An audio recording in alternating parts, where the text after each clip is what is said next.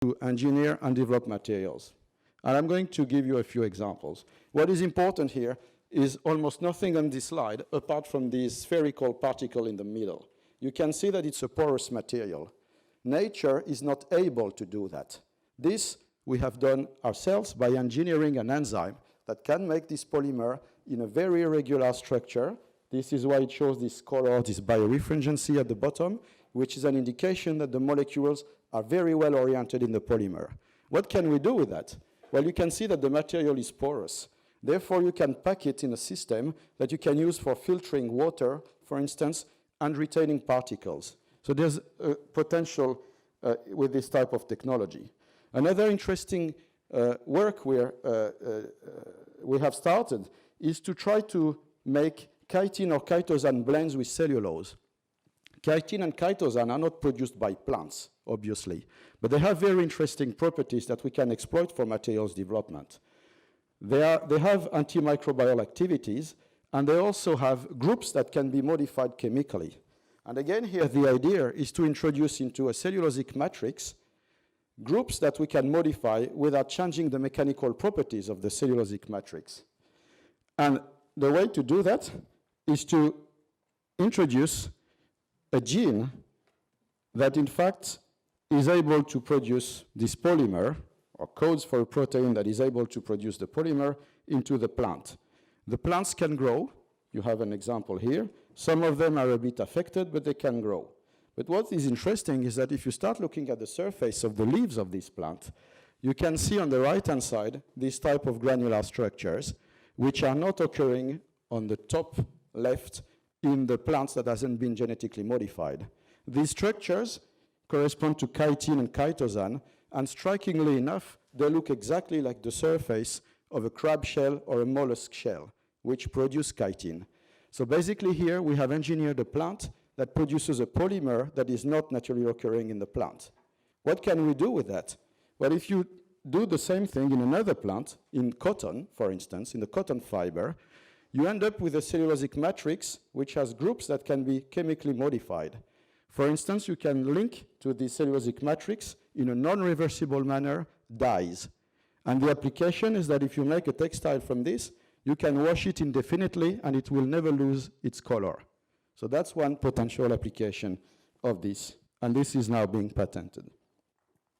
Another system I mentioned that we're using a lot in Biomime is a bacterial system that produces cellulose in a similar manner as plant cells. But the difference is that the fibrils you see here are produced as a pure material. There is no other carbohydrate, no other polymer in the medium. So we can use this system to mimic the formation of plant cell walls and to understand how the polymers pack together in the plant cell wall and how they interact together. We can also use this system to develop materials. And the traditional application of this system is actually originally in the food industry. If you go to Southeast Asia, or Japan, for instance, you can't avoid it. You will eat some of these, and it's not gelatin, it's bacterial cellulose. And the advantage of this system is that it has a very low calorie input, and you can add some aromas that give a little bit of taste. So it's not gelatin, it's bacterial cellulose. So traditionally, that's the original use of the system. You can buy it in Sweden in the supermarket as well, if you search for it. What can we do with this bacteria? This bacteria form this cellulose, and the cellulose is usually deposited against the wall of the container in which you grow the bacterium. And the cellulose will basically take the shape of the container. And here, for the fun, the bacterium was grown in a synthetic glove, and after a few days, it has deposited against the walls of the glove a film of cellulose. And you can pull out this film of cellulose with a pair of tweezers, and you have a glove that is made of pure cellulose. This is a very interesting material, which is made at low energy because we don't have any temperature input to grow the bacterium. The problem is that this material is not strong enough. If you try to put your hand in this glove, it will fall apart. But the interesting thing is that you can reinforce the structure, and there are many different ways to do that. One way, for instance, is to combine it with other polymers like this acrylic resin, and you need very little of this acrylic resin. Then you press dry the material, and then you get a film that is transparent, bendable, and that has low hygroscopy.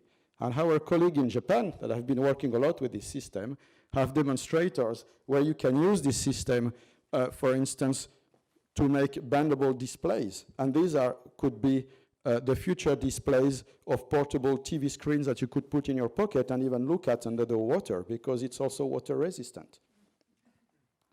This is not science fiction. It is something that is being done.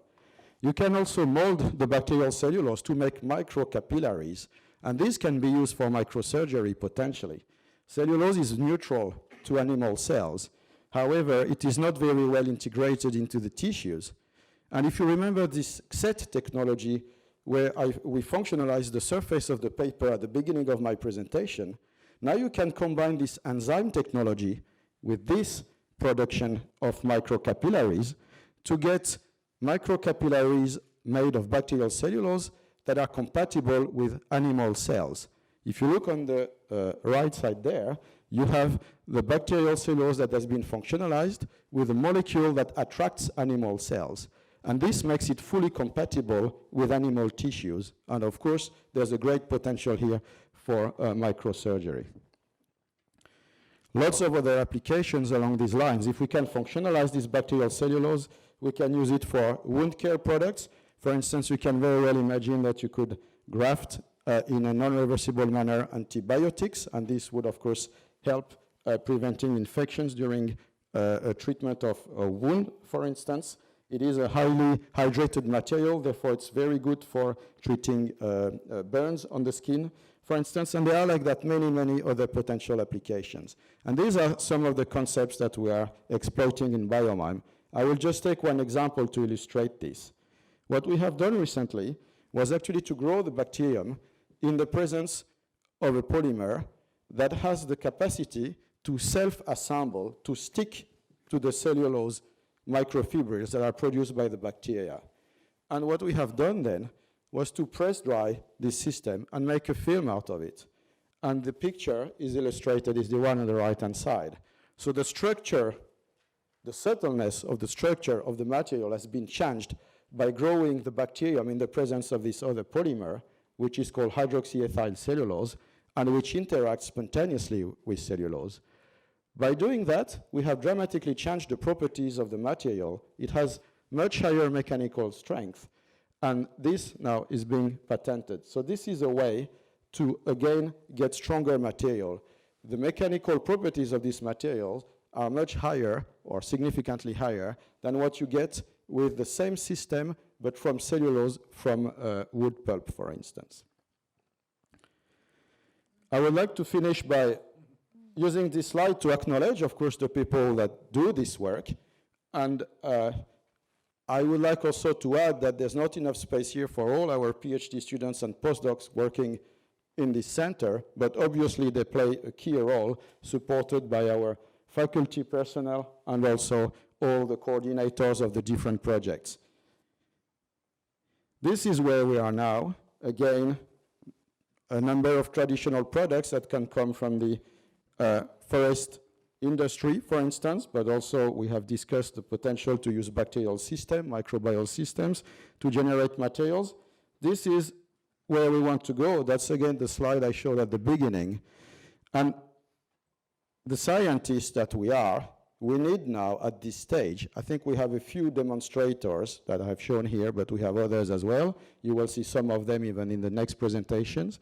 And I think we have now a way to show that we can create interesting material, and we will need you to help us to go to the next step.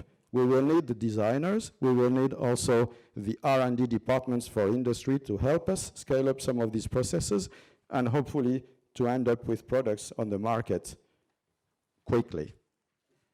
Thank you for your attention. Thank you, Vincent. Thank you very much. Okay. It's time for Lars Berglund, please.